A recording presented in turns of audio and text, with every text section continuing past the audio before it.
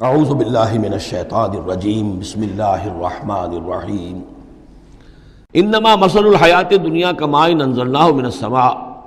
اس دنیا کی زندگی کی مثال تو ایسے ہے جیسے کہ پانی جو ہم برساتے ہیں بلندی سے آسمان سے، فاختلط بہ نبات الارض، تو اس کے ساتھ نکل آتا ہے زمین سے سبزہ۔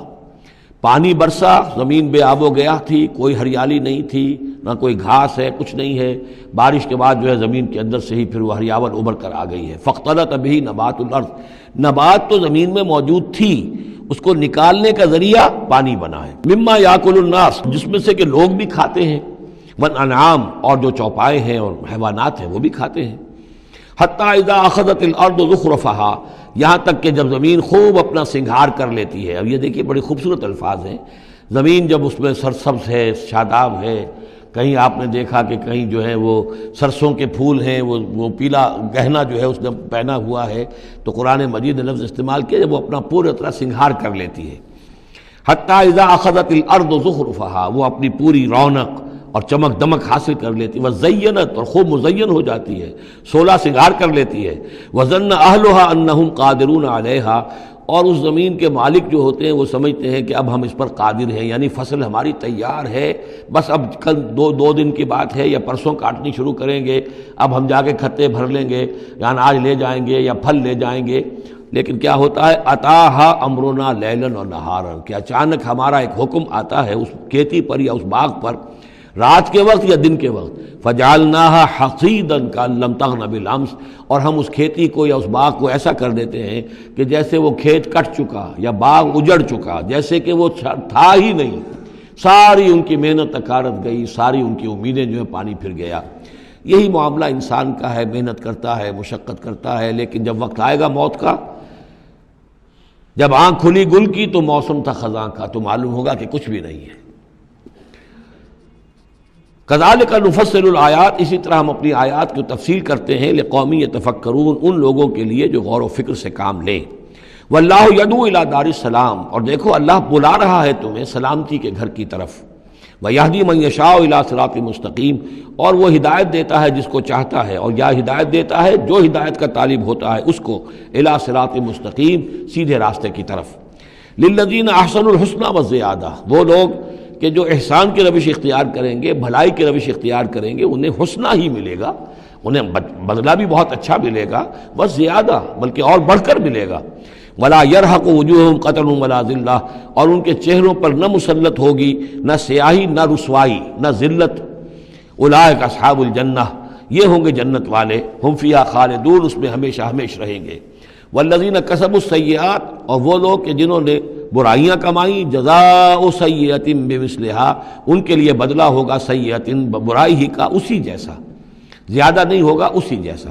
وترہقہم ذلہ، اور ان کے اوپر ذلت اور ندامت جو ہے اس کے سائے ان کے چہروں پر پڑے ہوئے ہوں گے۔ ما لہم من اللہ من عاصم، نہیں ہوگا انہیں اللہ کی پکڑ سے کوئی بھی بچانے والا۔ کانما اغشیت وجوہہم قطعا من اللیل المظلم، ایسے ہوں گے ان کے چہرے گویا کہ ان کے اوپر سیاہ تاریک رات کے کچھ ٹکڑے جو ہیں وہ آ گئے ہیں۔ اولئک اصحاب النار، یہ لوگ ہوں گے جہنمی، ہم فیہا خالدون، اور رہیں گے اس میں ہمیشہ ہمیشہ۔ وَيَوْمَ نَحْشُرُهُمْ جَمِيعًا، اور جب کہ ہم ان سب کو جمع کریں گے، ثُمَّ نَقُولُ لِلَّذِينَ أَشْرَكُوا مَكَانَكُمْ أَنْتُمْ وَشُرَكَاؤُكُمْ، پھر ہم کہیں گے ان لوگوں سے جنہوں نے شرک کیا، مکانکم، کھڑے ہو جاؤ اپنی جگہ پر، انتم، تم بھی اور تمہارے شریک بھی۔ اب یہاں معلوم ہوتا ہے کہ یہاں پہ شریکوں سے مراد ہیں اولیاء اللہ، انبیاء، فرشتے، جن کو پوجا گیا، جن کے نام پر مورتیں بنائی گئی۔ یعنی ایک تو ہے کہ جو ہوائی ہیں، لات، منات، عزا کون ہے کچھ پتہ نہیں، لیکن یہ کہ بہرحال جیسے کہ حضرت نوح علیہ السلام کی قوم جن کو پوجتی تھی وہ بھی اولیاء اللہ تھے۔ ود اور سواع، وہ آئے گا جب ہم سورہ نوح پڑھیں گے۔ پچھلے زمانے کے اولیاء اللہ تھے، نیک لوگ تھے، ان کے انہوں نے بت بنا لیے۔ ہمارے ہاں وہ بت نہیں بنتے، قبریں پوجتی ہیں۔ لیکن یہ جو مسئلے ہوتے ہیں یہ ان لوگوں کی شرکاء کی بات ہو رہی ہے کہ جو نیک لوگ ہیں، اللہ کے بندے ہیں، فرشتے ہیں، ارواح ہیں، شیخ عبد القادر جیلانی ہیں، یا یہ اور کوئی اللہ کے بڑے نیک اور اونچے بندے ہیں، تو ہم کہیں گے نقول للذین اشرکوا مکانکم انتم وشرکاؤکم۔ اب دیکھ لیجئے یہاں یہ خیال نہ ہو کہ یہ لوگ جو ہیں اتنے اونچے رتبے والے ہوں گے، ان سے ایسے کیسے خطاب ہو جائے گا۔ تو اللہ نے جیسے خطاب حضرت عیسیٰ سے کیا، یا عیسی ابن مریم، وہ ہم پڑھ چکے ہیں سورہ مائدہ کے آخر میں۔ تو الرب رب وَإِن تنزل والعبد عبد وَإن ترقى، تو شان جو ہے اللہ کی وہ تو بہرحال بہت بلند ہے۔ فَزَيَّلْنَا بَيْنَهُمْ، تو ان کے درمیان ہم سارے رشتے منقطع کر دیں گے۔ وَقَالَ شُرَكَاؤُهُمْ مَا كُنْتُمْ إِيَّانَا تَعْبُدُونَ، وہ جو ان کے شریک تھے جن کو وہ شریک سمجھ کر پوج رہے تھے، معاذ اللہ وہ بری تھے۔ شیخ عبد القادر جیلانی بری ہیں اس شرک سے جو ان کے لیے ان سے دعائی کرنے والے، استغاثہ کرنے والے جو کچھ کر رہے ہیں شرک، اس سے شیخ عبد القادر جیلانی رحمۃ اللہ علیہ بری ہے۔ یا کوئی بھی کسی مزار پر جا کر کوئی غلط حرکتیں کرتا ہے تو صاحب مزار کے اوپر اس کا کوئی وبال نہیں ہے، وہ تو اپنی زندگیاں گزار گئے۔ تلک امۃ قد خلت لہا ما کسبت ولکم ما کسبتم، وہ تو ظلم ہو رہا ہے ان کے اوپر، وہ تو الٹا مقدمہ دائر کریں گے۔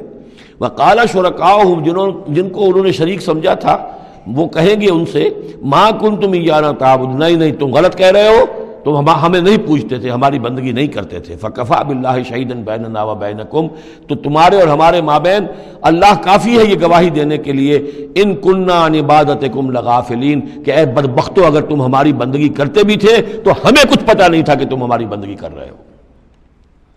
لازماً ہم تمہاری عبادت سے، بندگی سے غافل تھے، ہمیں کچھ معلوم نہیں تھا کہ تم نے کیا کیا ہے، ہم پر کوئی الزام نہیں ہے، ہم بری ہیں تم سے اور تمہارے اس شرک سے جو تم کرتے رہے ہو۔ ہنالک تبلو کل نفس ما اسلفت، اس دن ہر جان کو پتہ چل جائے گا اس نے کیا آگے بھیجا تھا۔